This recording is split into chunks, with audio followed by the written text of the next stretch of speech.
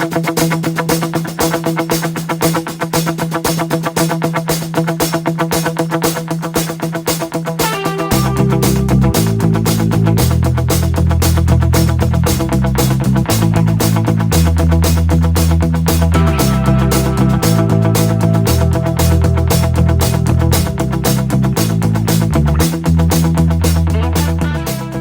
to another episode of RELICS Radio.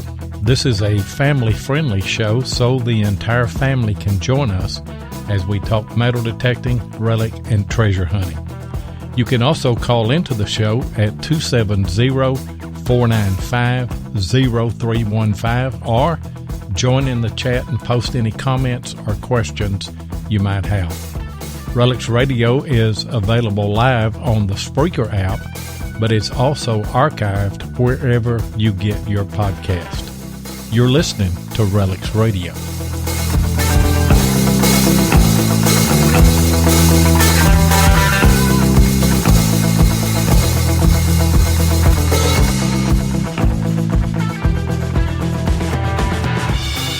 And you are listening to another live episode of RELICS Radio. It's Thursday night again, and we're raring to go. I tell you what, I got DK out of Denver, Colorado, or you're close to Denver anyway. What's going on, DK? Yeah, not too far. Seven, how you doing? Hey, good Thursday to you. Boy, we're almost through this week. Yeah, I have to look every day. I'm the hardest working man in radio since the quarantine is down. I'm doing live stream for 3 different churches, and I'm doing some radio shows and things where people cannot be in the studio. So my studio is working just about every day, every night. And I have to look and see what day it is, really, just to know where I'm supposed to be. I know I'm going to be behind the mic, but I just need to know where. Well, I hope you're taking breaks. Hope you're taking breaks and getting out of that studio and taking in some fresh air every now and then. I tell you what, I am taking a break tomorrow. Me and the family, we're going to go down to the houseboat, and me and the son-in-laws and the grandsons, we're going to do some fishing. And I don't have to be back into the studio until Sunday morning to do church live streams and everything. So I'm fine until late Saturday night. I will probably come back in, but I'm going to take me a couple of days anyway and just relax and get out. And good weather. I mean, they're giving us into the 70s tomorrow and the next day. So looking forward to that. Yeah, boy, us here as well. Got some good weather. We had a lot great weather last weekend. Actually was able to get out a little bit last weekend. I found a first of something last weekend. I was actually able to get out and do some metal detecting, and actually found my first Native American artifact. Wow, what'd you find? That I've ever found. Yeah. Well, it seems most consensus is, because I put it out on some Arrowhead forums and stuff, and they think it might be either the tip of an old blade or some kind of scraping tool. I saw that. Yeah. I think it's a blade, and it may be a blank. Because I've known, when we used to do a lot of Native American hunting like that, you'd find those crude big pieces of worked flint like that would be in the shape of an arrowhead, but actually they would work those out and they were blanks, and then they would take them with them, and then they would do the final work down on that somewhere else. But, you never know. But it's definitely Native American. It was definitely worked. Yeah, and it was exciting to find. I tell you, they'd found others out there in this field that we're hunting in this old ranch, and they'd found other parts of arrowheads with the notches at the bottom of it, and other proper arrowheads. And so I was kind of looking around, listening to my detector on one side, in my ears, and my eyes were scanning the ground, looking a different direction for arrowheads. And I came across that, and I picked it up, and I couldn't believe it. The edges looked really worked, and they're really sharp, and I really wish that I had found something, because I had never found one before. And so just to get that confirmation from a lot of different people was sure exciting. I'll tell you. There's no doubt that it's the real deal. I mean, it is Native American, and it is worked. And, you will find some points. You just keep working in that same area there. I wish they'd make a detector that would show them up, but but they don't. Hey, by the way, we are working on what I believe is going to be our all-time best month in listenership. Now, we did that in January. That was our all-time high, was in January. We were close in February. We were close in March. But it looks like right now that April is going to be our absolute best month, and that's just phenomenal. And that is awesome. I hope our guest tonight's going to put us up over the top. He shouldn't he, DK? Well, I'm telling you, he's definitely one of the more successful people in our metal detecting community. He's much more than a metal detector. So I tell you what, he's into all kinds of things. Very interesting guy. Had a chance to spend a week with him over in England. His name's Michael Bennett. Most of you know him as NuggetNoggin. Nugget, hey, I want to welcome you to RELICS Radio. What's up, y'all? How's it going? Going great. Good to have you on. We were talking prior to the show. Back whenever you was just a kid, and you were just a kid at the time, weren't you? We were on the Friendly Metal Detecting Forum, and NuggetNoggin was on there, and I was on there. As I just went by 7, and there are a lot of great folks there. And then all of a sudden, you don't see NuggetNoggin, and everybody was saying, "Well, where's Nugget at? Where's Nugget?" And somebody said, "Well, I think he's took up YouTube."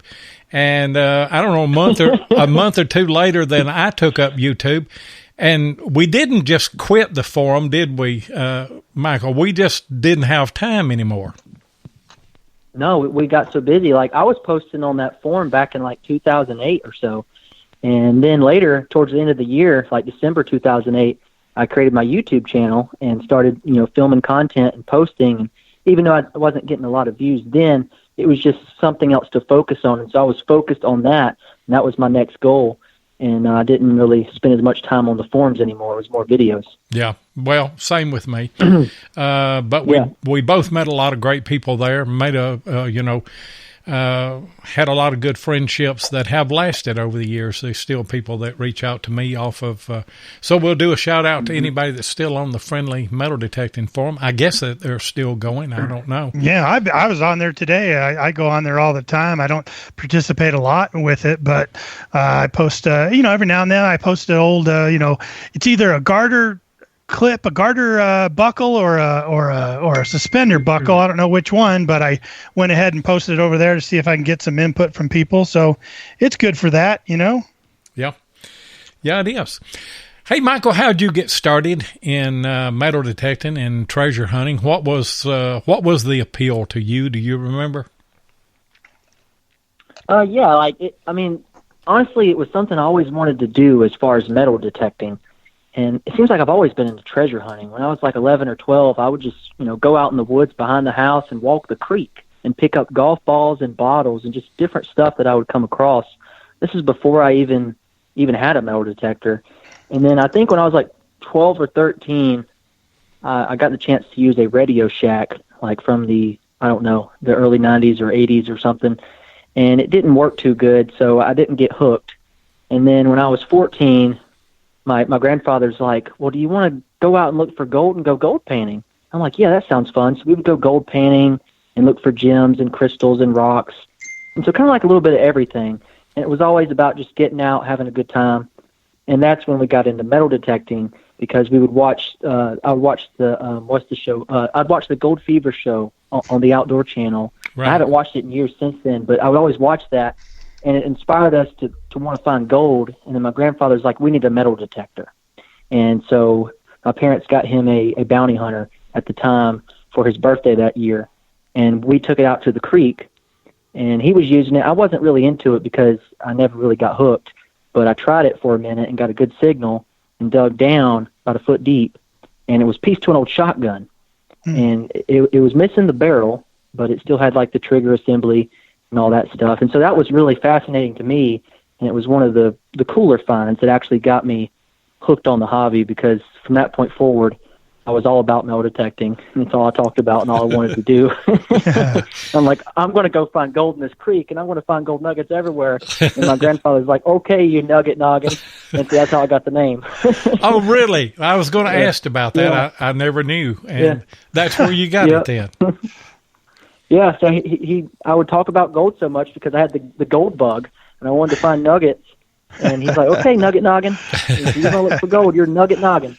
you were that close to be called the shotgun kid. If that shotgun part was your first find, that's a pretty cool story. Well, when I went to do YouTube, like months later, when I went to do YouTube, I actually was going to call it Metalhead, and I'm glad I didn't because it was taken. But I typed in Nugget Noggin because that name hadn't been taken yet, because nobody would think of that. And so I just used it, didn't think twice about it. Well, you are forever known now as Nugget Noggin. Now, let me ask you, did you ever find any gold in the creek with your detector? I didn't find any gold in that creek with the detector, but I did find gold in that creek. And I actually found a gold nugget in Alaska a few years back with the detector, which was pretty cool for me. And I'd love to do some more trips out that way, or possibly like out in Australia, and just spend a week or two specifically looking for gold, because that's still something I want to do. Yeah. Find a big nugget, 10 ounces. Wouldn't that be amazing? Wow. Yeah. Just trip over it out there. You know, we had somebody. I just eyeballed it. Well, you may do it in Australia, I tell you. We had somebody on the show, and I was asking, why does Australia have so much? Why is there so much gold found there? And he said there are just so many places in Australia that just people haven't been. I mean, it's so secluded and so much of what you might call a wilderness. And, of course, it's got resident gold there to start with. Kentucky doesn't. Mm-hmm. I mean, we've got a little bit, but very, very little. Now, Tennessee has some over on the eastern part, but you're in North Carolina. There should be quite a bit of gold in North Carolina, isn't there? Well, yeah. I mean, there was definitely quite a bit of gold found here. You have Reed's Gold Mine, which is one of the first places they discovered gold in the area back in 1799. And this kid was walking in the creek, and he found a shiny yellow rock, brought it back home, didn't know what it was. And then later they found out that it was a gold nugget, and it was like 17 pounds, how much it weighed. Is that the one that they used for a doorstop for a while? Yeah, that's it. Yeah, and then like a jeweler or somebody came by and said, "Yeah, that's a gold nugget. I'll buy it off of you for $300,000,000, and it was worth like $30 million or something." Yeah. Yikes! Oh my goodness! And so they've dug up that entire area now. Like, I mean, you can still go there and look on private property. You're actually in the river near there, but it's just been so well worked. It's you find fine gold now. So back then it was big potato-sized nuggets, and nowadays, kind of like you were saying earlier, everybody's already explored and they've detected and prospected those areas. So it's just a small gold, but that adds up. I mean, the fine gold will eventually be ounces and ounces if you have enough equipment to move material. Yeah, if you're dredging, and then I've got a blue bowl as well. After you pan everything out, you can take what's left there and run it through. But now you're talking about minute gold, whatever you're talking about that, and it takes a lot of work to get very little stuff out of it, But it's still finding gold. Yeah. I mean, it's there's a rush about that, isn't there? Finding gold. Yeah, just seeing it in the bottom of your pan, like it don't matter how large or small. Well, large would be great, but even when it's small, it's just cool to see a little speck of gold. Now, I actually had one of them blue bowl things, a spiral wheel that spins and separates all the black sand and the concentrate down. Yeah.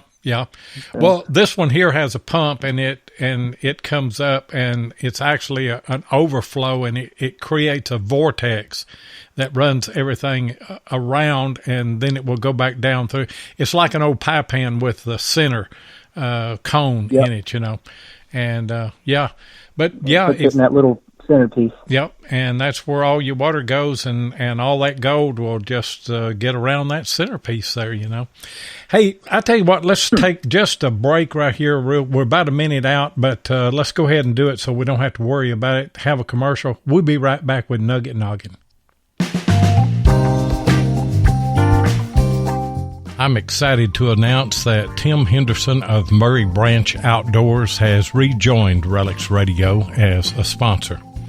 As a multi-line dealer, Tim carries several brands of detectors and accessories, and he's ready to serve all of your metal detecting needs. I'll give you his contact info in a minute. So why did RELICS Radio go back to Tim Henderson as our dealer sponsor? 3 very important reasons. First, I often hunt with Tim, so I know firsthand that he uses what he sells, and he prides himself with great customer service and support. Second, Tim goes the extra mile in helping the new detectorist determine exactly what they need to get started. He will not try and sell you some high-priced product if that's not what you need.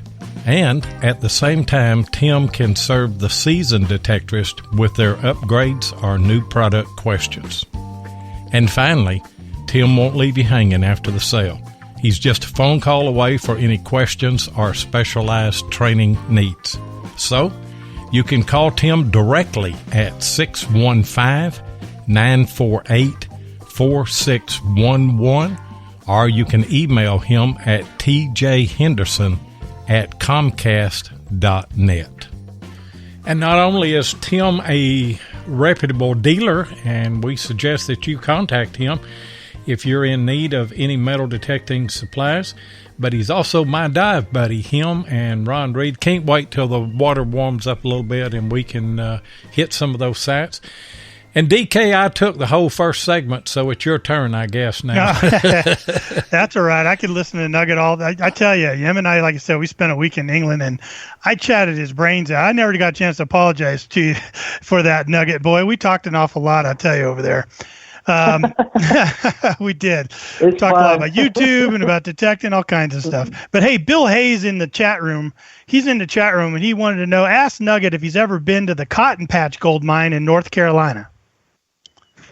Yes, I went there years ago. It was probably had to been 9 or 10 years ago, and at the time I wasn't metal detecting though. We're just panning and sluicing and stuff. But I don't think I found a whole lot, just a little bit. I mean, if it was a lot, I would definitely remember. But I actually saw that place on the Gold Fever TV show, and that's how I knew about the Cotton Patch Gold Mine, because that's where Tom Massey would go all the time, or at least he went in 1 or 2 episodes. So yeah. Yeah. And then also in the chat room, we've got Miss Emily Little Dirt Diggers is in the house, and she just wants you to know that Nugget's a true inspiration to the hobby, and she can't wait to meet and detect with you one day. That's pretty cool. Well, thanks so much, Little Dirt Diggers. I'll have to come down to Georgia and do some metal detecting. Yeah. Have you ever been down there or been down to Georgia? Oh, I go to Georgia all the time. That's like where I live, but I don't. Right. But you do make your way in there sometimes? Probably like 15 times a year or more, yeah. I mean, I go to a lot of states. I mean, I'm always gone. Like last summer, I spent 30 days away from home, just every day of the week detecting. That's crazy. Tell us a little bit. That is crazy. Can you imagine? Seven doing that much traveling to do what you love like that? That is just great. It is, but it's hard work. But now I had to stop and edit a video all day. Yeah, I was going to say, how do you edit your videos on the fly like that? I mean, hotel room Wi-Fi isn't the best. You know what I'm saying? McDonald's is pretty good, though. You can stop at McDonald's and get you a bite to eat. Well, yeah. I usually stay at friends' houses and stuff because I network and meet all kinds of people doing this hobby, and so they're like, "Hey, I have a spare room, and you can come down. And we'll go do some diving or whatever." And so I kind of work it that way, and because hotels do get really expensive. Yes, they do. Let's talk about some of your most memorable trips you've been on recently. So you talked about this whole last year. You did a lot of traveling, but you've done a lot of traveling over the last number of years. Do any trips really, really stand out in your mind as ones you really won for the books? You know what I mean? Yeah, I mean, I have a lot, but it was the time I went to England to go mudlarking in London, and it was the first time, which was March 2019. And so here's how it worked. I was just doing my own stuff at home, here in North Carolina, and I got an email on Sunday night. It was late at night, and it was from my friend Chill Bill. And at the time I had heard of Chill Bill but never met Chill Bill. So anyway, he sent me an email, He's like, "Hey, Nugget, do you want to go to England?" He asked me if I wanted to come over and do some mudlarking, and I'm like, "When?" It's like Thursday. And I saw the email Monday, and I'm like, "Well, that's just like a few days from now." He's like, "Yeah, you come over Thursday. I'll take you to the British Museum, and I'll show you around London. And then on Friday, we'll go mudlarking. On Saturday, we'll mudlark. And then, we'll do some more hunting, and then you can leave Monday." And so that's exactly what I did. And it seems like a short time period, but we got so much done in those 3 to 4 days. It was just unbelievable, like action-packed. Wow. And my first time ever mudlarking. And then plus I got to stay at the Reform Club in London, and you have to wear like a full suit and tie and all that stuff just to go inside the place. And so I had to go buy a suit because I don't own one, but now I do. And it was just so much fun. Like, it was just like spontaneous last minute. Like, I'm just going to drop everything and go to London. And Wow. It turned out great because I was able to post those videos of mudlarking and detecting, and I just want to go back more and more. And of course I've been back since then, like 3 times to England. Yeah. Did you But did you hook up with Nicola when you went on that trip, or was that a different trip? No, that Have was you ever the hooked same up with trip, Nicola? Yeah, same trip, right? Yeah. So I was with Chill Bill, but we met Nicola and Simon on the river then, and on Friday and Saturday. So yeah. And for those listeners listening, people might not understand mudlarking. Can you explain mudlarking to our listeners? Yeah. Well, it's kind of like an English term, mudlarking, and it's pretty much someone who goes out on the foreshore, as they call it, the River Thames, and you look for stuff that was lost or thrown away years ago when the tide goes in and out. And so when the water gets low, you can actually eyeball clay pipes, marbles, coins, buttons, and anything you can think of. And so people go out there and they eyeball stuff, and like, it's crazy how many people actually mudlark. And then there's others who use a metal detector. And so you have to get a permit to do this, even though I'm sure people just walk out and do it. But you're supposed to get a permit from the Port of Authority of London or something like that is the company. And it's like $80 or so for a year or two. And it allows you to dig up to like 3 or 4 inches deep in the sand there, or the gravel, and, keep your finds and stuff like that. Now, technically, I think if it's over a few hundred years, and if it's like gold or silver, you will have to report it, but I've never found anything like that. So yeah, it's a lot of fun. I mean, and there's thousands. It's like, I don't know how to explain it. Like, it's not just any river that you're walking along looking for artifacts. There's just so much stuff there. You can walk out there and pick up 100 clay pipes if you wanted to, and now they might be broken, but you'll find the bowls of the clay pipes. And over here in America, that's just like, people go crazy over finding something like that. At least I know I would. Yeah, right. But, I know over there it's junk. Yeah, I know our roommate in England, Kevin, I know when he went out that time when we were out there, he found all those broken clay pipes, and he just thought it was the most amazing thing, because you're right, people in America, they love it. Yeah, you love it. Yeah. And I never understood why there were so many out there. And then I came to learn that back then it was a one and done type thing. Like, you could buy these things packed with tobacco. You'd buy them on the street from a vendor or whatever, smoke them and throw them. You know what I mean? Yep. That's exactly what they did. And then you just got many years of that. That's just crazy. Now, Crazy. see, I didn't know that. I wondered myself, why did they find so many pipe stems there, or pipes? And so it was disposable back in the day. Apparently, yeah. Like, that's crazy. They went to the trouble to make that clay pipe just to get rid of it after one smoke. I mean, of course, maybe they used it more than once, but I don't know. And Kevin Dowd said it's like cigarette butts. Yeah, that's what it is. It really is. Now, back whenever I was a kid, we used corn cobs and a grapevine, an old grapevine, and you'd hollow it out. And but you get 2 or 3 smokes out of that if you didn't get too dizzy. Yeah. Wow. Hey, Nugget, when you first started YouTube, there wasn't a lot of metal detecting stuff on it, was there?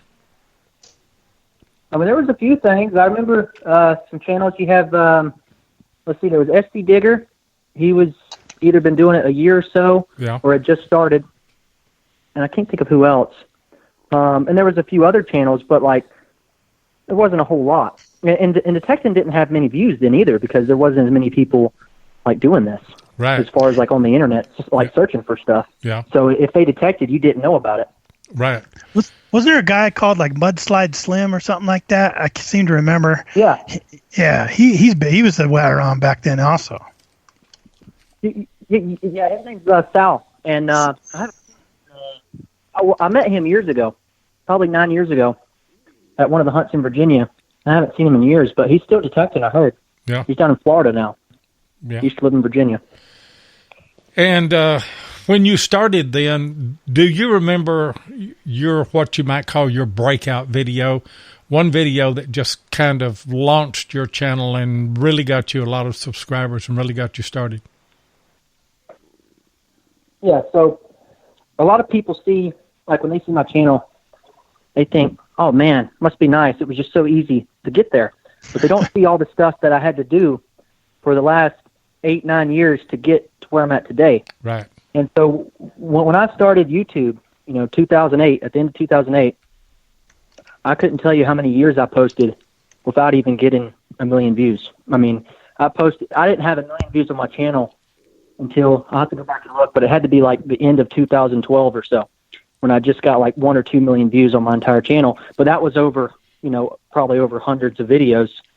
And then it really blew up officially in like February or January of 2013 when I made that schoolhouse video. And it was that long ago, 2013 already. Like, time's flying. I know. That's 7 years ago, wasn't it? Yeah, that's 7 years ago, and it feels like yesterday because I was out there at the old schoolhouse, and I started finding like silver coins and marbles and bottles under the floorboards of this place.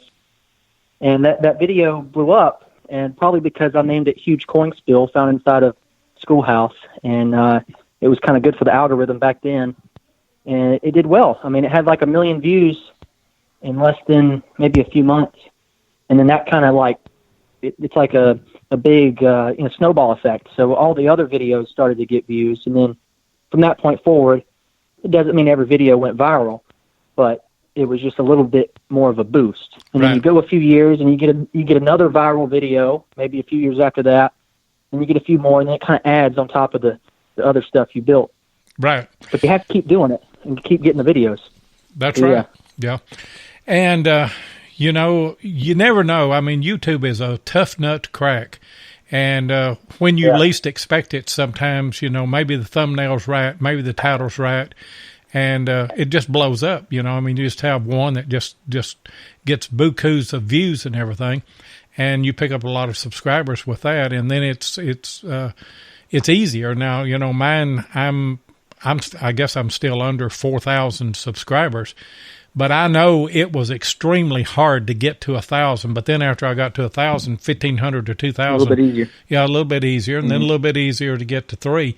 And, I've kind of bogged down right now. But, of course, I'm not hunting much right now. I'm not putting up a lot of videos right now. But, it's a tough nut to crack. But there's a whole lot more competition. Everybody's doing it now. That's what I was about to say. Well, it's not just a competition thing. It don't matter if there's 1 million people posting, detecting videos. I mean, if they're not getting seen, it doesn't really hurt. It's not in the algorithm. But because there's so much of the metal detecting searches on YouTube and people titling their videos metal detecting and stuff, it even makes the popular videos get lost and all that. I mean, if I were to start a new YouTube channel right now, I would never do metal detecting if I were to do it for YouTube.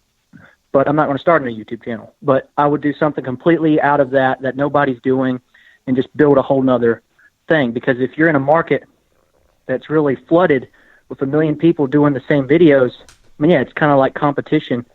And it's hard. It seems like YouTube doesn't push the videos if there's so many unless people just love it. But I don't know. It seems like it's a lot easier if there's not as many people doing it. But that doesn't mean... That's why my channel went viral, because there was nobody posting back then. No. I had to continuously post for years, Yeah. And obviously people have to like your content. They have to enjoy, it's not all about the fonts, but just, you and how you present yourself and stuff like that to even want to subscribe or come back for more. Right. And so you've got it's all about the value you give them. You got a great personality. You're a young man. There's a lot of energy in your videos, and it's just something that people, people are drawn to you. And you've done a good job with it, and you deserve every one of the subscribers that you've got. And, hats off to you.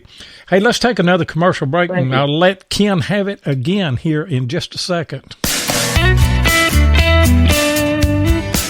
T-shirts are a perfect way to get your brand recognized, whether you're talking about a business, a club, a sports team, your YouTube channel, or whatever.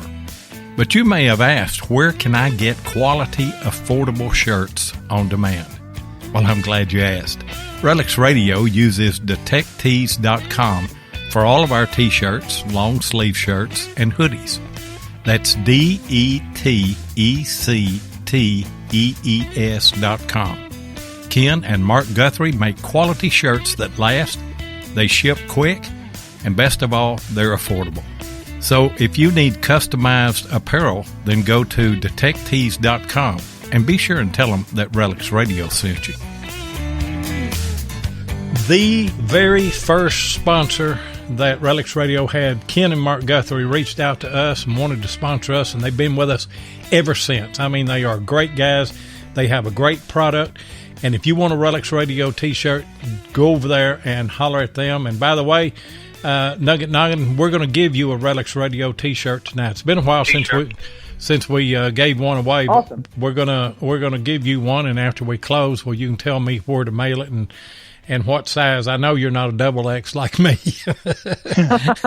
No, but we'll I'm a medium, probably a medium. Okay, but we will get you a T-shirt and hopefully see it on a video sometime. Go ahead, Ken. I'm just taking up way too much time tonight. Well, before the break, you were talking about subscribers and all that stuff, and let me just brag on Nugget here a little bit. He's at about 750 subs right now. Nugget, is that right? 750,000 subs. Yeah, I had a few got lost from the YouTube cutting my subs. They've been deleting thousands because I guess accounts that people don't use. But yeah, I'm still right at that mark. So about 133 million views. That's just unfathomable to me. That many views on your videos, even though you've been doing it for as long as you're looking. That's just a large number, brother. Thank you. Yeah, crazy. Honestly, what's that? it's a lot of views. I mean, it is. Yeah, absolutely. And lately, you've been doing a lot of work on Facebook. You've been using that platform a lot more lately. It seems like you've really put a lot of attention into that. Is that working out well for you, that Facebook platform? Well, I've always had a Facebook account for NuggetNoggin. I created it back in 2011. So I guess I always haven't had one, but I've had it for a while. And so I started posting on it because I'm trying to build all the platforms. I just don't want to build YouTube. I want to build every platform. So Facebook, Instagram, if something else new comes out, I'll post there as well. And yeah, so it's working out pretty good. I probably get 4 times the views on Facebook. There's a lot more people logged in. Yeah. And I don't like how YouTube works. Like, their system is, if I owned the company, I wouldn't have it that way. But that's me. But I would have it to where, like Facebook, for example, is a social media platform. So you have to be signed in order to watch or to comment and like and all that stuff. And so most people are already signed in when they're on Facebook. And so when they see you post a video, they like it, they share it, they comment, and it goes all over the platform. Whereas on YouTube, almost 80% of my viewers are not even logged in. And so, they're not subscribing, they're not commenting, they're just watching. Right. And so it's more interaction on Facebook. And it has a different audience too. And so the same videos I post on YouTube, I repost to Facebook, whole different audience. I mean, people are like, "Oh man, your videos are amazing, never seen them." But it's because it's Facebook. It's different. They watch different stuff. Well, what I've noticed also that you do it's just genius in my opinion. I don't know how to do it, so that's why I see it's so darn genius. But you also incorporate your whole Instagram account, and between the stories and the Instagram, I don't know if it's IGTV or whatever, but you combine a lot of that stuff. In other words, like, you'll show Instagram videos of your Facebook premiere getting ready to count down and click down, and that cross promotion is just absolutely brilliant. Thank you. Yeah, I work really hard on doing that. Like today, last night at 2 a.m., I did a story on Instagram. And so if y'all don't follow me on Instagram, if you have an account, just go to NuggetNoggin. But I did a story, and we'll talk about this later, but about this project I'm about to launch soon. And that was at 2 a.m. and people watch it, and the stories stay up 24 hours. And that's what I was doing for what you were just talking about with the cross promotion. I would say, hey guys, I'm on Facebook right now. You got to go check out the video. And that would be what I would post on Instagram. And so I just, I promote everywhere. And I wish YouTube had stories. I don't think it does. I mean, maybe, but I don't think it has a way to do stories like Instagram or Facebook. It's not the same, right? It's got the community that you can put stuff in the community link, but I don't think that think that's used as much. When I use it sometimes. Yeah, I do too. But I think when people come to YouTube, they're looking for the videos. Is what they're looking for. Yeah. And where you've got Facebook, they're looking for a diversity of stuff. Not just videos. They're looking for stories and everything. Yeah. Well, Jason, we were talking about your travels here a little past, and Jason Weir in the chat room says, NuggetNoggin, how do you like going to Detectival? I bet that's such an incredible experience. What was your impressions of going to Detectival? Let's see, when did I go there? It was like September of 2008, so it was a few years back. I think it was like it was the second one they ever had. That's right, because I think the first one was 2017.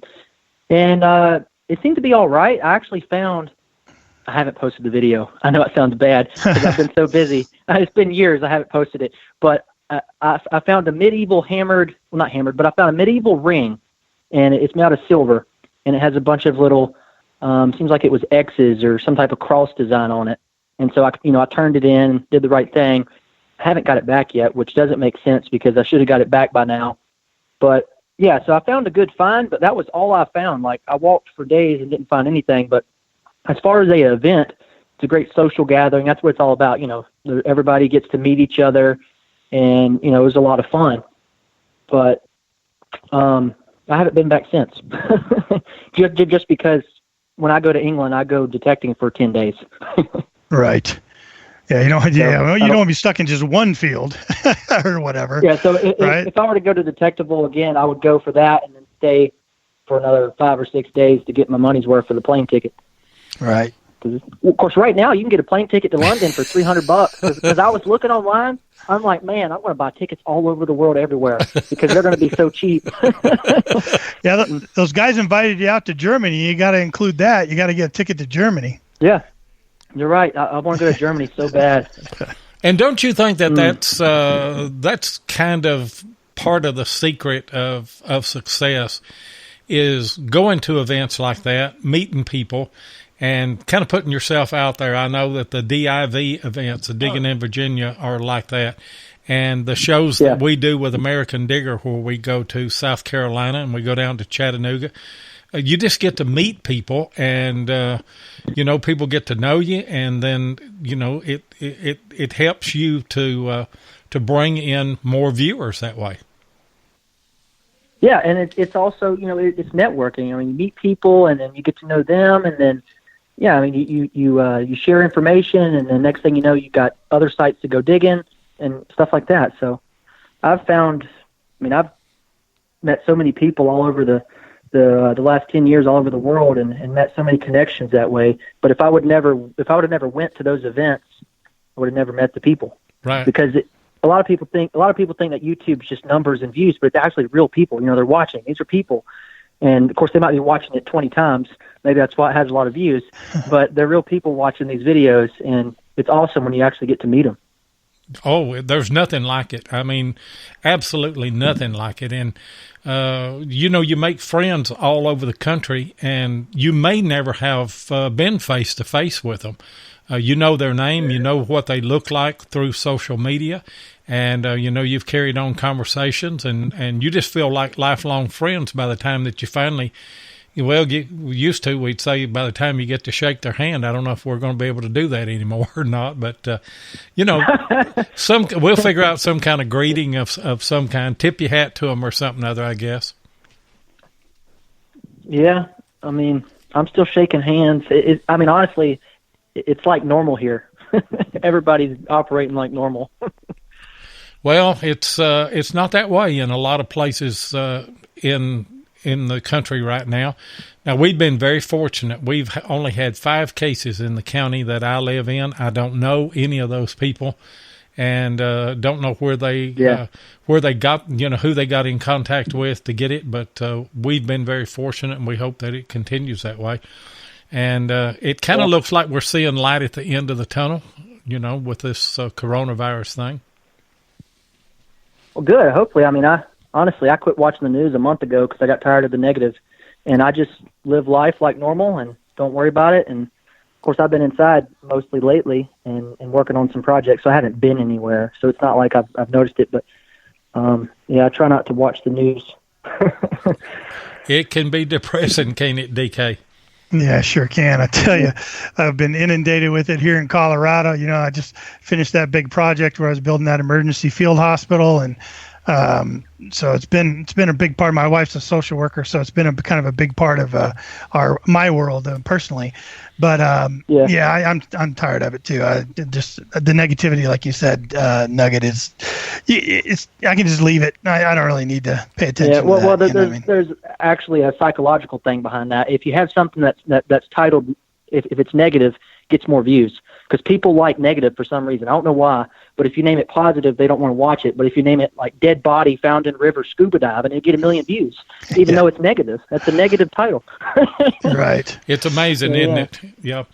And I threatened to go to Walmart with my full scuba gear on, with my tank and everything, and my wife wouldn't let me. But I've seen people that have posted on Facebook that they did that, probably as a prank. I don't know.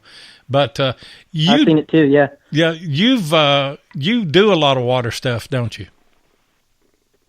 Yeah, I've been water hunting for about 8.5 years now, and I wanted to start sooner, but there was no waterproof metal detectors at the time. I mean, this was before. I mean, they had a few, but they were made for like diving really deep, and they didn't have digital target ID, so you couldn't. There was no numbers or anything to see what you were actually finding. Yeah. But I love it. I mean, and the river hunting videos, everything. And the river hunting videos have been some of your most popular videos on your channel. Talking about like 8 and 9 million views on these water hunting videos. Yeah, it's because they don't have nothing to do with metal detecting. Because all the videos I name about metal detecting usually don't get any views because the detecting hobby is still so small. I mean, it's big, but it's small. But if you want to get the general audience, you got to make everything. And or at least name it to where other people might like it. And but yeah, they did really good, and those were actually great hunts.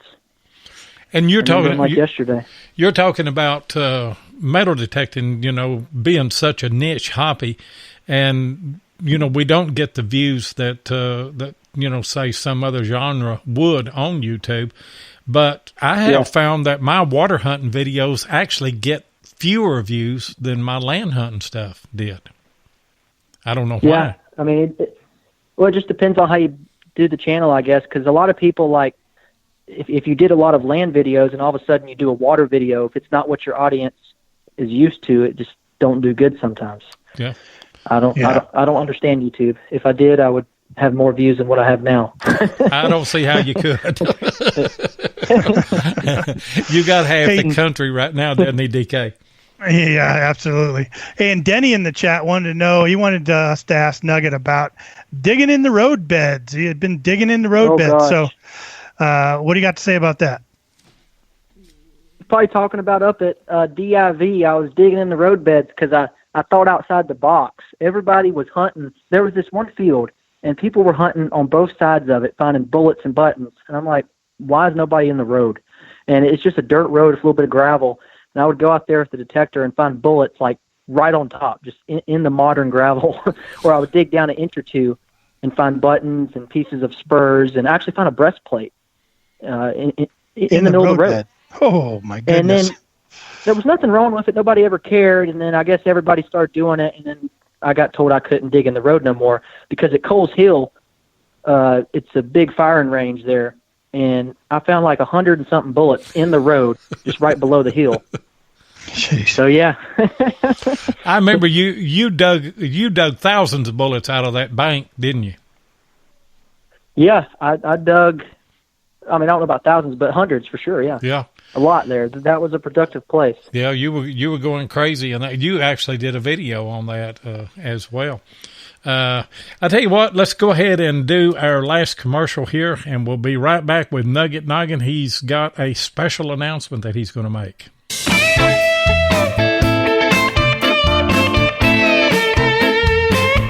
If you want to keep up with what's going on in the metal detecting world, then you need to be a subscriber to American Digger magazine. Butch and Anita Holcomb are the publishers of the magazine and have won awards for 3 straight years for being the best digger magazine on the market. American Digger magazine is available in both print and digital formats, so no matter where you live in the world, you can enjoy the latest happenings in the hobby. You can get in touch with American Digger magazine by going to americandigger.com or give them a call at 770-362-8671. And be sure and tell them that you heard it on RELICS RADIO. And as all of you know, I am the producer of the American Digger magazine's Relic Roundup show every Monday night right here on Spreaker at 9 o'clock. Me and Butch Holcomb and Jeff Lubert, my buddies. So come over and join us this Monday night at 9 o'clock. Hey, Nugget, you've got a special thing that's coming up. Why don't you tell everybody about that? Yeah, so I've been working on this project for a while now, and it's been something I've wanted to do for actually years and just kind of kept putting it off, and then I finally made the time for it, and I've been focusing fully on this project, and I'm actually launching my first ever online course, and this is going to be an online course for metal detecting, and it's going to pretty much cover all the basics, from what gear to use, how to use it, all the settings, advanced skills and techniques, for example, like searching in iron-infested house sites, how to set up your detector in those environments. I'm going to have some videos on underwater hunting, the gear I use, techniques for that, how to research, how to overlay maps, dig into the archives, how to find sites that nobody knows about, how to find a landowner, secure permission, ways to ask for permission. And just so much more. Like, it is just loaded with videos. And so it's all video content. And I've spent so much time filming all these videos. So far, it's over like 6 hours of videos, and I'm not even done. I have more content to add, and I'm going to add that in the weeks ahead. And so this course is launching Friday, May 1st, actually at midnight. It's launching at midnight tonight, which will be Friday, May 1st on Eastern Standard Time. I don't know what time it is where y'all are at, but let's see, it's 8:47 here, so not long from now it's going to be launching. And if you sign up to the Nugget Noggin email list, you'll actually get notified right when it launches. And so if you go to NuggetNoggin.com/course, you will find the page, and you can sign up to the email. I'll send you a notification. But if you don't sign up, you still might find out about it on my social media, because I'll be posting on YouTube, Instagram, Facebook, all that other stuff. But it's going to be a once-in-a-lifetime offer. So I have a special running, and it's going to be a 72-hour special. The course will never be this low again. And then after that, it's going to go up. And so it's going to be lifetime access to the course. You get the course for the entire life, and I'll continuously add content. And it's going to be amazing. It's really going to help those.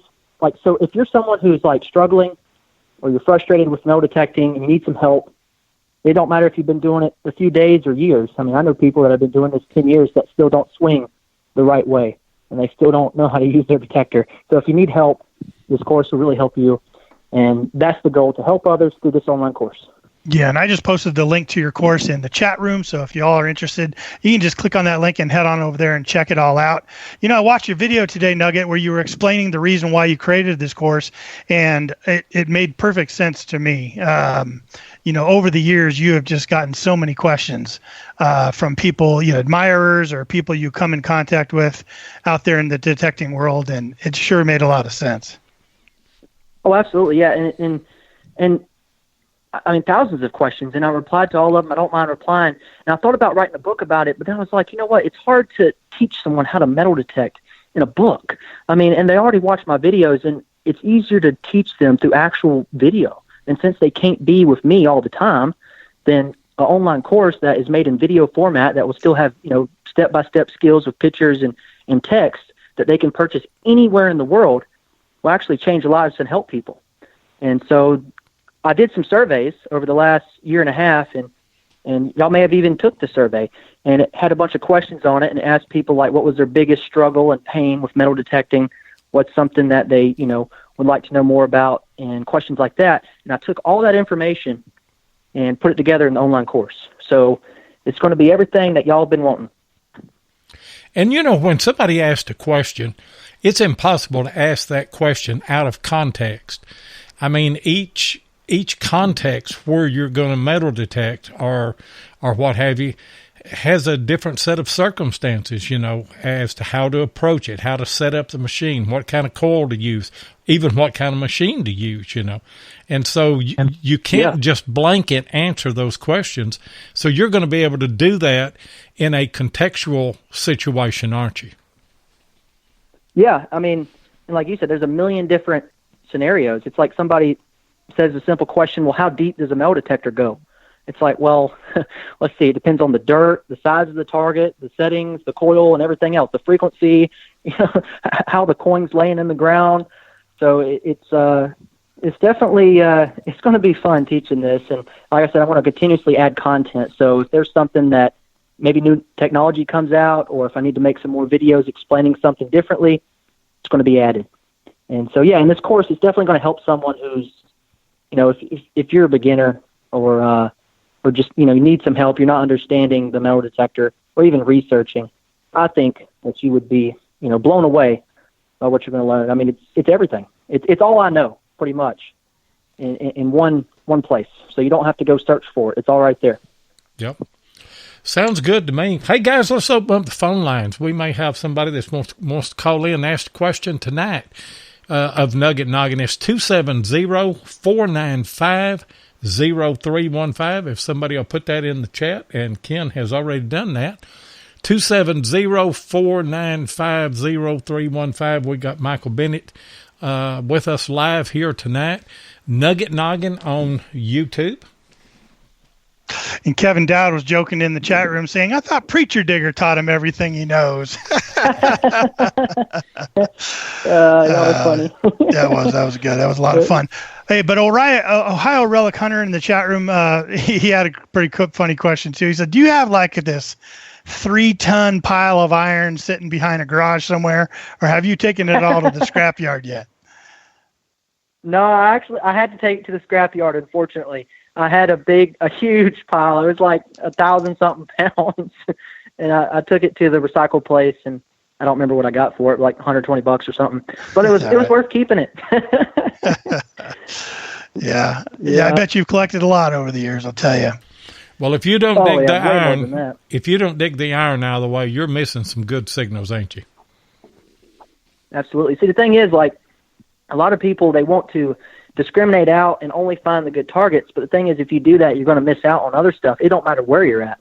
But if you're at an old site, I mean, the buttons show up like foil, the little tomback buttons and the nickel range. And if there's big iron next to other non-ferrous targets, it can mask out those signals. It don't matter if you have discrimination or not. So you just dig all the iron out the way and sort through the metal. At least that's what I do. Yeah, and, even a good find can be masked by iron. And if you're going by the numbers are not going to be right. I found 2 or 3 cut reals on with an AT Pro that rang up 35, and that's nowhere near right. A real ought to ring up in the high 70s or low 80s, and but it's just in a bed of a lot of square nails, and you have to work through that iron, and especially the old square nails, the tips of those things sound so sweet, but I'm going to dig them, Yeah, and like I said, like if there's iron near a good target, the detector takes the conductivity of both of those targets and it combines them. So that's why the Spanish real you found was lower than what it should have been, because the nails was making it lower. And once you get that out the hole, it would show up good, obviously. Yeah, I always like that when I pull something out of the hole, and as soon as the dirt clod comes out, the numbers jump up, and it's like, woo, yeah, it's looking good now, you know. Yeah, that's always a fun time. Looking better. How long have you been with Garrett now? Well, I've been using Garrett almost all my life because That's one of the first detectors I got, and then I went to Fisher and some others, but I got the AT Pro and went back to that. Well, at the time, that was the first one that came out, the waterproof, when I went to that, because the Fisher detectors and other ones I was using weren't under waterproof like I wanted, that had good iron discrimination. And so that was back in, like, when did the AT Pro come out? 2012 or 11? 2011. And I think it was 2011. I was like one of the first people to get it, but I actually bought it. Many people think, like, Garrett gave me all this stuff. I paid for my AT Pro, and I used it for years, actually 3 or 4 years. And then Garrett finally wanted to work together, and they would send me stuff to use and things like that. But gosh, it took 5 or 6 years of using their stuff before they they realized I was helping promote their products. But I love Garrett, and Garrett's great. And but I've been with him since 2016. Yeah. So before that, I'd never, not sponsored by Garrett. Yeah. I got one of the AT Pros whenever it first came out, and I tell you what, that machine was, to me, was a game changer, because it was waterproof. It does so many things, and in fact, I've still got my original AT Pro. Now, I did have to send it in and get the 5x8 coil repaired after doing some water hunting with it. But and I bought another one for a backup because a guy had a couple of them and they were going a different direction. And I bought one of them from him. That is still the machine that I use if I'm going to an old house site or if I'm scouting. And there are some other machines that I may clean that site up with. But I just love the way that you can hear that iron in the background, and your good signals are going to come out. And I run the thing wide open in Pro Zero. Yeah, and that's what I love about the Pro as well. It's got distinct tones, unlike some of the other detectors out there, and you can really tell the difference between, if it's rusty, it gives the grunt, and if it's not rusty, if it's non-ferrous, it gives a complete different signal. It's going to be a mid-tone or a high tone, right? And especially in Pro mode. Ohio Relic Hunter in the chat's asking about your settings. He's saying he wants to know, do you run Iron Disc 22, Iron Audio on, Pro Zero mode, and a good ground balance? Do I run Iron Disc 22, Iron Audio on? Okay, so first of all, I only keep Iron Audio on. I only keep it on when I'm checking targets, because there's no need for me to keep it on if I have iron discrimination already, because if you have the discrimination turned up to like even 20 or 30, and then Iron Audio on, that's going to be so many different signals. If you're in an iron-infested site, it would make you go mad. It would go crazy. And so I turn it off, and let's say I get a signal that's choppy, and, it shows up like a 75 to an 80, but it's real good, but it's got a chop on the end of it. If you turn that Iron Audio on, you can actually tell if it's a piece of flat iron. That's usually what it is, if it gives that chop, whereas good targets will be, like, crisp and clear, and so you really have to learn your tones. But I mean, I just keep it in Pro Zero. I ground balance, but honestly, if you're in good dirt, you can just walk out and not ground balance at all and be okay. But where I'm at, the dirt's, kind of clayish, red clay, a little bit hot. I have to ground balance, and so it's like, I think it's 88 or 89 where I'm at, the ground balance number, which means it has some iron in there, some magnetite, and stuff like that. It's not in the 70s. Yeah. Like, if you go to England, it might be in the 70s. And so, yeah, it don't matter what, there's no real secret settings, so to say, as long as you're accepting the metals you're looking for, if that makes sense. Because people think there's secret settings that if you don't have this number, it won't find nothing. Well, it just depends on what you're looking for. I mean, if you're looking for nails and you have them discriminated, you won't find them. But if you're looking for buttons and coins and stuff like that, and you have them accepted, you'll find them. Yeah. But the goal is to use just enough iron discrimination to where you could barely discriminate out a nail. And so that's why I would keep it at around 22, because the nail's at like 26 to 31. And if you keep it there, you're discriminating the nail. You discriminate the whole nail, so you won't find it. And then if there's a target right beside a nail, it could mask it out to where you'll lose it. And I don't want to lose anything. So I just use barely enough discrimination. So I'm actually still hearing every single nail that I swing over on the AT Pro. I hear all the grunts, and I hear that. Yeah. Yeah. And we've got a caller on. Stephen Patterson's on. What's going on tonight, Stephen? You got a question for Nugget Noggin? I just wanted to call and say, hey, I seen anybody else called, so I figured I'd call and tell him, hey. That's great. Hey, how's it going? Good, man. You doing all right? Doing good. Doing good. How about you? Good, good. Yeah, not bad, man. Just actually going digging tomorrow. Looking forward to it. Oh, nice. You live over in that part of the country as well, don't you, Stephen? Yeah, up here in upstate South Carolina. Yeah. I got to meet Awesome. Stephen and his group at the South Carolina show this past year, which was a treat for us to get to meet. I hope we have that show this next year, and I hope all those are not canceled. Everything gets back. Yeah, I haven't been digging in a long time. Do what? When's the next time you're going to get out, Nugget? I don't know. Well, people think I dig all the time, but I dig a lot at one time, and then I don't dig for a long time, if that makes sense. So I haven't been digging in I have been digging, but I haven't been digging. Like, I haven't been seriously digging in over a month or two, but I've been digging a few times since then. But so people are like, well, dang, he never goes nowhere. But yeah, like, there's a lot to it. I've been working on this project, so I had to cut off the digging to get it done. Yeah. Well, I'll probably go out this weekend. I had a lady. She wants me to help her find her property stake on Saturday, and so I'll probably just go do that. And there's an old house site on the property, and while I'm there, I'll just detect the old house. So, Stephen, where are you guys all heading? You still on? Yeah, I'm still here. I'm going to 1849 property tomorrow. Actually going with that guy on YouTube called Modern Goonie, Matt Jackson. Okay. He was on. We're going with him tomorrow. That cool sounds deal. Well, I hope y'all find some good stuff. That sounds like a good spot. So. Yeah, 1849. I'm looking forward to that. That's probably one of the oldest properties we've been to. Yeah. Oh, really? Well, good deal. Yeah. Hopefully you get some silver, find a seated. Man, I'm hoping so. I hope you find a real or a gold coin. That'd be so nice. Yeah, why not? Or a large cent. Right. Yeah. Hey, Garrett, Awesome. let me ask you this, Nugget. Let me ask you this: a gold coin on a you deal with Garrett's all the time, and I've got to get the Garrett 400. I actually bought it from you. What does a good gold coin, like, you know, a $2, $10 piece, whatever, $5 piece? What does it ring up on a 400? Have you checked that? I haven't checked it recently. Like I said, it depends on the size of the gold coin and all of that, how far you are away. But let's just say it was about a $2.50 or so. Those are about the size of a dime, if I remember right.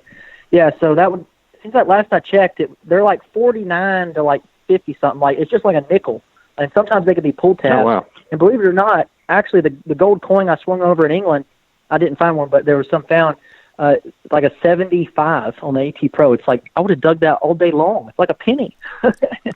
But usually small gold would be like 40s and 50s, because on the H400, a nickel is like a 44, I believe, because on the AT Pro, a nickel's a 51 to 53. It'd be somewhere in there at 40s to 50s. I wish I knew the exact number, but I don't. I'll have to get a gold coin out the safe and swing over one. Okay, cool. And that's I know, just digging those. Well, that's why if you're hunting for gold rings and stuff, you got to dig all the pull tabs, because they're just about the same number. Same conductivity. Yeah, same kind, yeah. That's what I was about to say. Yeah. And we got Denny on hold, and we got Miss Emily coming in. Hey, thanks for the call tonight, Stephen. And thank you. Yep. Need to get to... Best of luck, Stephen. Let's get to Denny real quick. Thank y'all. Let's get to Denny real quick, and then we'll get to Miss Emily, okay? Hi, Mike. How you doing? Doing good. How are you? I'm good. This is Ring Finder, Mike. Oh, how's it going, Dennis? Pretty good. We've dug a lot of years together, haven't we, at Diggin in Virginia? Yes, we have. It's been a while since I've been up there. It's been fun. I got some digging. I got some really good pictures of you. I know you took that one I use all the time. I know it. I like that picture. I'm glad you're using it. Hey, Thank you. What's Garrett coming out with that's going to be wireless? Is it going to be wireless?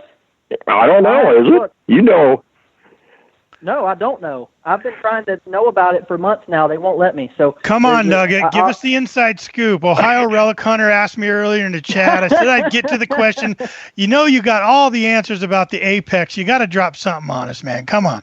I mean, honestly, I wish I said I did, but I don't. Like, I've been begging Steve to send me one, and he's like, well, we'll do it, but it's not right now. Like, apparently it's too early or something. I don't know, but I'll eventually get one, but it might be after it's already made and produced and sold. I mean, I'm not that special, y'all. I mean, they'll give me one, but it'll be maybe after it's made. But, yeah, and they definitely don't trust me with that kind of stuff because they know I might spill the beans, so they can't tell me nothing. And so they haven't told me anything. Man. The only thing I saw was what they posted on Instagram and YouTube about the little close-up shot of the little box that looks kind of like an Equinox or something. Oh, yeah. Probably a Deus. That'd be the way to go. Yeah. Yeah, it was kind of like a Deus. Yeah, but that's all I know about it. I mean, I'm hoping. I mean, if I were to imagine, man, I hope it's a multi-frequency detector, and I hope it's got, cool. You know, adjustable tones, adjustable iron. I hope it's super deep wireless headphones and maybe even waterproof to like 20 feet deep. Like, that would sell me because I need something that's waterproof. I need something that works in the iron. And if it don't work good in iron, if it don't have a fast recovery speed, you know, and if it don't have adjustable iron audio to turn that sound up or down, I may not like it. But I have high expectations, and it's good to have high expectations. We need to dream big. I think if this machine turns out to be what everybody's been hoping for, like if Garrett just comes out and makes something that everybody's been asking for, then it's going to dominate the entire market, no doubt. Just because the brand behind Garrett, everybody knows the Garrett brand. And I've been begging him now. I've been begging Garrett for years to come out for multi-frequency. So we'll see. Yeah, I'm wondering if it's going to be a product that's going to try to be their new flagship, or if it's going to try to compete with maybe the lower end models like this against the Simplex. You know what I mean? Like they could go either way with it. Really, yeah, they could say we could enter the market and compete directly against Nocta Macro with a waterproof, wireless, less expensive machine, and then come out with their flagship later, or they could come out with the big whammy and to capitalize on the market. I don't know which way it's going to go. If they do that, well, it depends on what it is. If it was I don't know if the Simplex is multi-frequency. Well, it's selectable frequency, but you don't have multiple at one time. Right. But if they did a multiple that was that low, that would make it to where it would be impossible to sell it at a higher price. But I guess we'll see. I'm pretty sure there's no more AT series. The Max ended it because it's called the Max. So you can't. What are you going to call it? The Ultimate? The Ultimate Max. So the Apex. That sounds like a good name, though. I mean, it has a good sound to it. I mean, I'm excited. I really want to know what it is. I want to use it. Well, with the commercial, there's a whole lot of lightning going on and storms, So it's an electric machine. There's no doubt about that. We need to get over to Miss Emily here, Denny. Appreciate you calling in. Hey, Mike, did you ever hunt in Ohio? No, I've never been up there. I've been putting it off for years. I know all kinds of people in Ohio. I need to come up there. That's good. Just stay away. That's all right. That's why there's so much stuff up there. That's kept secret in metal detecting. Yep. By the way, I was out property stake hunting tonight, and I found them. And I had to use my Deus. I used my Deus to find them. It worked great. Oh yeah. Awesome. Yep. Congratulations. Good program, you guys. It's good to hear you again, Mike. Good job. Yeah, thanks, Dennis. You have a good one. Hey, thanks. Good night. Thanks for the call, Denny. We'll talk to you all later. Right, Miss Emily, You've been holding for a while. The floor is yours now. Hey. Hi. How's it going, Emily? It's going good. Awesome. I've been waiting to hear from you. I see you comment on all my videos and stuff. How are you doing? Good. And I do comment on all of your videos. I love it. Thank you. Yeah. So have you found anything good lately? We haven't.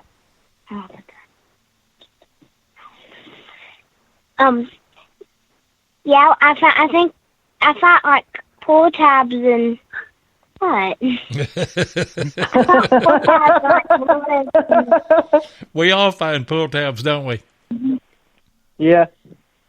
There's nothing wrong with that. It could have been gold. I tell you what, I found an Eagle Ford belt plate a little while back. A sword belt plate. Oh, you found a belt plate? Yeah. Wow. I remember that video. You were so excited. Mm-hmm.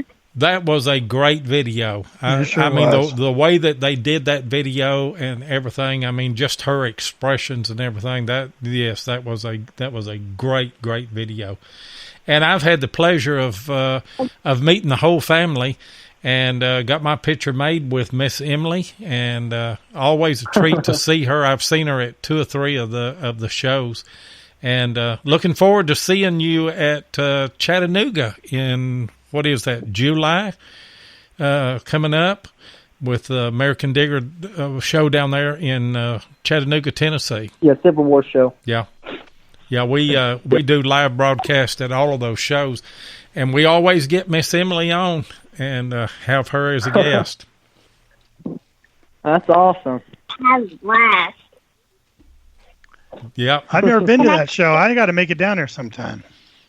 Yeah, you do. Yeah. I haven't been either. Jeff Lubert came last year. Hopefully we get to meet sometime. That's right, we will. Yeah. Yeah, Michael. Awesome. Let's see, last year I think they had it in Chattanooga as well, but I went scuba diving that day. Yeah. Instead of to the show. Yeah, we were in Chattanooga. Last year was the second year, I think. The first year was the year before, and then last year was the second year of the show there in Chattanooga. Great big show, and Miss Emily has a table there, and you can go and look at all the stuff that she's found. I tell you what, to be a young hunter, she is phenomenal. There's no doubt about it. She's got a great future in this hobby. Thank you. I mean, you've been digging for 5 years now? Yeah, in August, I think. Yeah. Oh, wow. Wow. That's crazy. Well, Miss Emily started that young. Yeah, right. You right. almost did. You almost did. Miss Emily, thank you for the call, and we look forward to seeing you in Chattanooga. You stay safe, okay? Okay. Okay. I will. Okay. All right.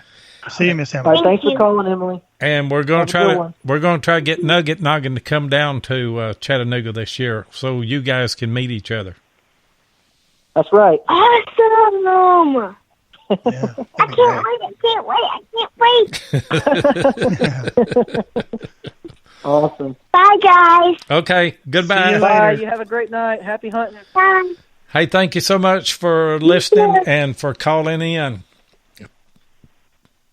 You're welcome. Keep putting out those great videos. Yeah. Yep, keep it up. Yeah. There. Okay. Oh, yeah. All right. Good night. Goodbye. We'll see you. Good night. All right. Bye. See you later. And guys, Bye. Have a good one. the phone lines are still open.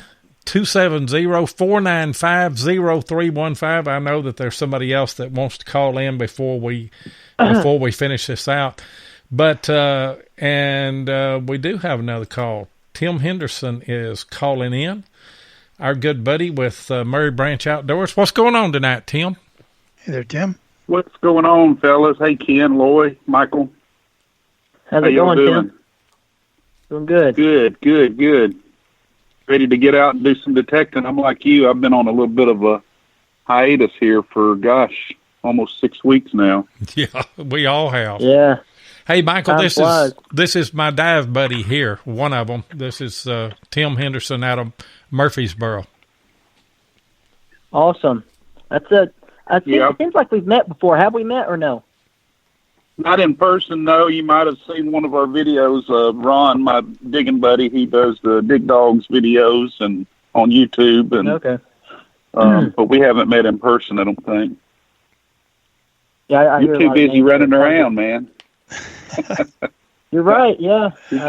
You're too busy gallivanting all over the country. Now you got so famous you ain't got time to dig. Nah, I got time to dig. I'll have time. I got to keep up. I got to keep the YouTube videos going, so I want to keep digging. Yeah. Well, you need to hand Lloyd to take you out on his pontoon boat and hit Del Hollow Lake with your dive gear. I see you've gotten into the diving pretty heavy. Absolutely. I'd love to. Let's go. Let's go right now. The water's warm enough. The water's about 62 warm degrees. Enough for you. Hey, it's not warm enough for these old men. Oh, come on. Yeah, there was a day I used to water ski on January 1st just for the heck of it, but those days are gone. Well, it's all right if you could get up and stay up, I guess. But well, I could get up and stay up and hang in there with it with the wetsuit, but I don't think I could do it with a dry suit now. Yeah. Wow. Hey Tim, we was prodding Michael here, trying to get some updates or some inside information on Apex, but we're not having much luck. He doesn't know him any more than we do, I don't think. Well, I think he's already told you. I'm not joking. I think he's already told you. If it ain't waterproof and multi-frequency, then something's going to be wrong. I mean, the way I see things is from a customer view. I don't see it. I'm trying to pretend like I'm a customer, which I am a customer, and that's what I want. Yeah. Because I know what Garrett needs, and that would change the game, honestly. And I think Garrett knows the same thing because I've talked to him about it, and they know exactly what they need. It's just they have to get it all out, and it may take time to get everything made. So. Well, since I'm a multi-line dealer, I can talk about all of them, and Simplex has kind of rocked things here lately. Proof is in my sales, but things will change. They always do. And Garrett's had some really good products. That's been the tried and true. You know, people come to me wanting to get into the hobby. That's obviously one that I bring up. It's been hard to beat the Simplex price now, though. But But I tell you what, Garrett's kind of been under. But the thing is, price is not everything. No, it's not. That's right. But it, people just coming into the market, it makes a lot of difference, to some people. It's a big deal. Yeah. They're not going to go out and buy a MindLab CTX to start with. Yeah. But they start inexpensive. Yeah. Garrett's kind of getting under the gun a little bit because MindLab brought the Equinox out, a real light machine that is multi-frequency, and then Note to Macro comes out with the Simplex, which is hands down is a great machine. There's no doubt about it. And so I'm kind of like DK though. I don't know if they're going to try to go into that lower price market or they're going to have another flagship machine. They need another flagship machine, I think, that has all the bells and whistles. I don't think they would compete against their already successful models. You know, I mean, they wouldn't compete against the AT series or their Ace series. So they'd either have to come out with something far above that, their new flagship, or they'd have to go below. You know what I mean? That's just my opinion. Yeah, because if you made something, who would pay, who would pay for an Ace if there's a detector the same price that has 5 times as many features? It wouldn't make no sense. They would buy the new one. So it would cut their unless they're going to phase one out. They could always they could always phase one out, but I could see them maybe phasing out the Pro and keeping the Max and coming with something just above the Max. I hope they don't phase out the Pro. They cannot. I've already told them to never get rid of the Pro, and if they do, let me know. I'll buy 100 of them because I want them. Well, you're just I like the Pro better. I wish the Pro had the backlight and some of the features the Max has, but I told Garrett that too. Yeah. I couldn't. I had a hard time going from the Pro to the Max because of the tonal change. I just didn't like it at all. The Max spoke to me. Yeah, it's more like the Gold. It's kind of based off the Gold, I think. But that's what it is. Yeah, the Max is based off the Gold. Yeah. Noggin, you're like me. You love the AT Pro. I love the AT Pro. Now I've tried the Gold and I've tried the Max, but I still go back to the AT Pro, and I'm like you. If I thought that machine was going to be phased completely out, I would probably pick me up a couple more of them. Of course, I'm 150-year-old. I don't need too many of them. I don't even buy green bananas anymore. I mean, I still like the Max. I found a lot of amazing stuff with the Max. There's nothing wrong with it. I just like the tones better on the AT Pro because I can be blindfolded and tell you what's under my coil because it's just a lot easier to distinguish those tones, and that's something I addressed to Garrett many times, and they know that. But then there's both sides of the argument here. Some people love the Max sounds more than the Pro, and because of that, that's kind of why the Max sounds got voted in, because there was a vote a long time ago when they were making the AT Max. But anyways, hopefully this new machine has some amazing sounds. I don't know what they'll be, but hopefully it's something that we can adjust, maybe multiple tones, and it's real easy to learn. But it would be nice to see a higher-end unit because I talked to their CEO about this stuff a while back, about the detectors, and I was telling them that they need to make a multi-frequency, and he gave me a lot of hope. And so I think Garrett will. Yep. And I just don't know when, but he's like, yeah, he said they can do it, and it's not something they can't do. So I'm just waiting for that day, and I want that. Hey, that's what I want. And yeah, I hope you get what you want too. Yeah. Thanks for the call, Tim. We got Charlie Harley that is called in, and we need to. Hey, Lloyd, be sure to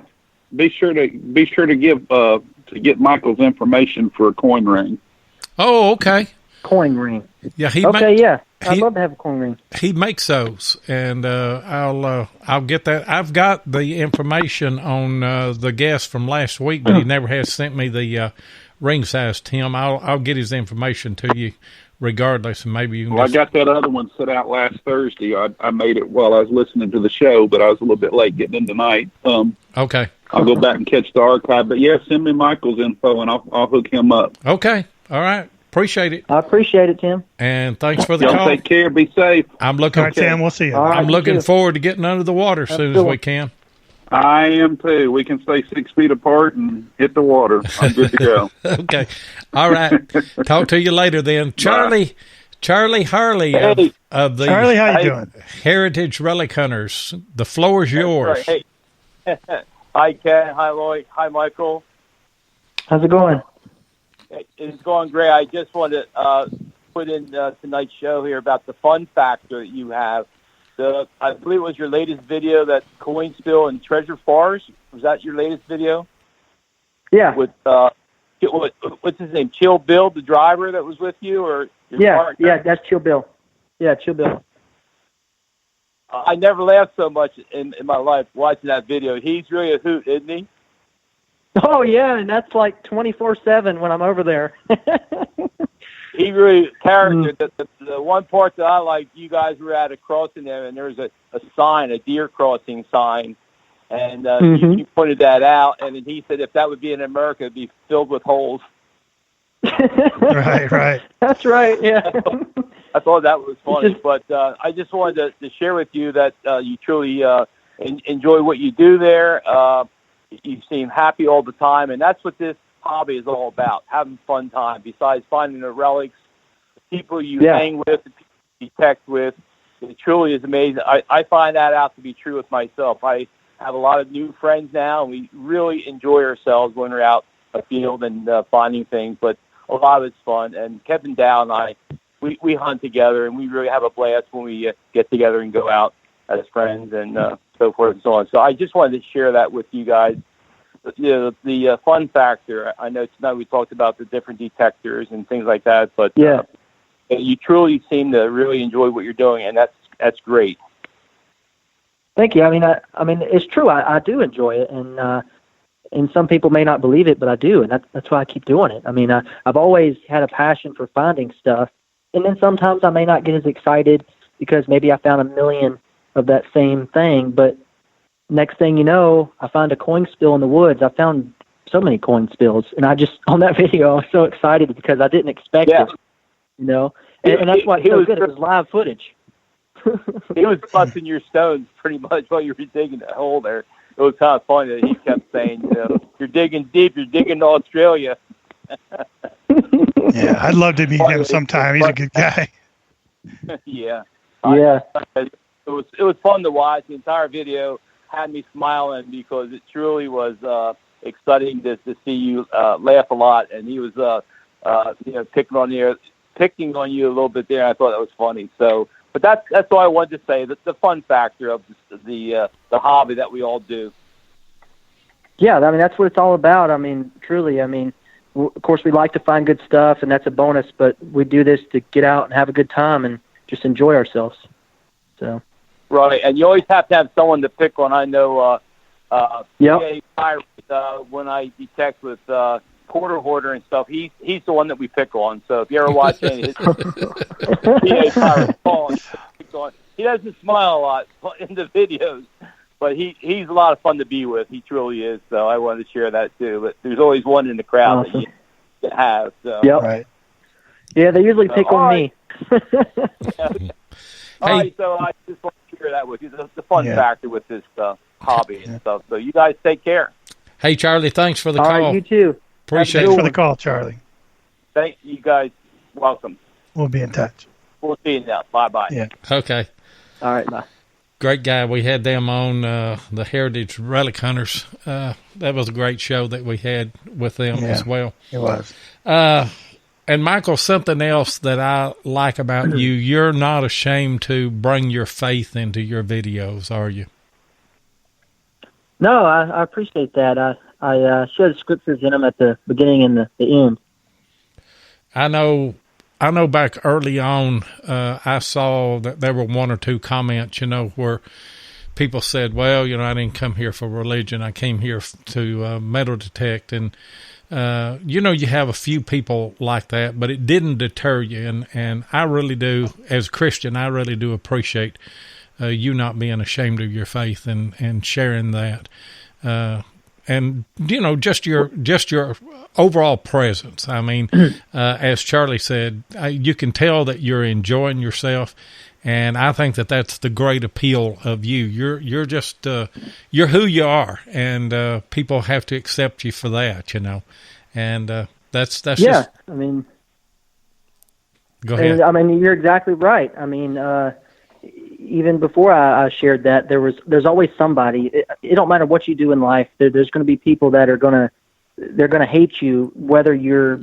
It don't matter what you do. They're always going to hate you. So you might as well just be you and stop trying.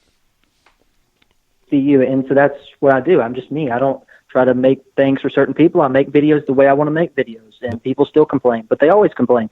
But that's fun. Yeah. Yep. Well, I tell you what, gotta have haters. Yeah, you do. But you've been a great guest here tonight, and you've given us almost an hour and a half of your time. But before we let you go, tell everybody how that they can get a hold of you and your new online program and all of that again. Yes. So the online course, it hasn't launched yet. It's a few hours now at midnight my time. And all you got to do is go to NuggetNoggin.com, and simple enough. And then you click on course, the word course, COURSE, and then you'll see a little landing page where you can fill out your email. And if you do that, you'll get notified when it launches, or you can just wait until I post it on YouTube. But I'm going to post the YouTube video like tomorrow night. So you might want to sign up now, because it's a once-in-a-lifetime opportunity. Like I said, only a 72-hour special. And once it's gone, it's gone. And so this online course is going to talk about everything to do with metal detecting, from the basics to advanced to researching underwater techniques and just other stuff that comes about as time comes on. When new detectors come out, I'll talk about them in the course, and it'll be lifetime access. So that's it. Just go to NuggetNoggin.com, and if you don't already, subscribe to my YouTube channel. I'd really appreciate it. I want to have some more videos posted here in the next week or so, because I'm actually hiring a video editor and to get some work done, because I don't have time to edit the videos as much, because what's taking up all my time. So I'm hiring the video editor so I can post more videos a week instead of just one. I want to post 2 or 3 a week. And so I'm glad you found somebody. We were talking about that in England. I'm glad you're able to find somebody. Yeah. So I got a few people actually, and that's pretty much it. Just follow me on Instagram and Facebook if you have those as well. And I appreciate all the support. Thanks for listening, and thanks for watching my videos. And I hope you have a good one. That's it. Yeah.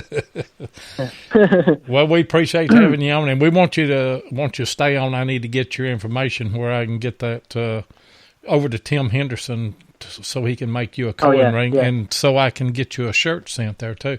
Go ahead, Ken. I'll let you have your say, and then I'll close the show out. No, hey, thanks. Yeah, thanks, Nugget. Hold on a minute so we can chat off the air here a minute. But I want to thank you for being a guest on tonight. Absolutely great.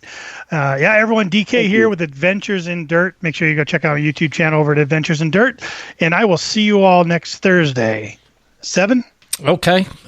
We do appreciate NuggetNoggin coming on tonight. And now we know how he got the name. That was one of the questions that I was going to ask him, and he just volunteered that.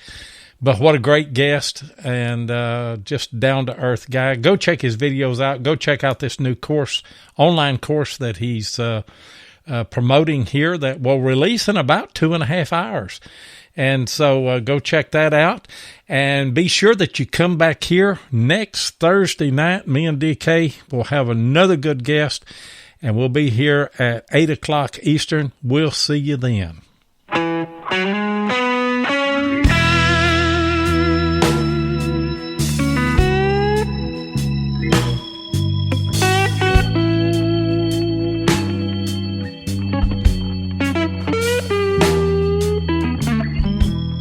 Thank you so much for joining us tonight on RELICS Radio. We really do appreciate it. Be sure and join us live each Thursday night at 8 o'clock Eastern here on Spreaker, or you can catch the archive show at RELICS Radio on Spreaker, iHeartRadio, iTunes, Apple Podcast, and many other podcast outlets. Please take a minute and hit the like button, and be sure that you follow us so that you'll get notifications of all of our upcoming broadcasts. Be sure and visit Diggin with 7 and Adventures in Dirt on YouTube, and check out the RELICS Radio Facebook group page.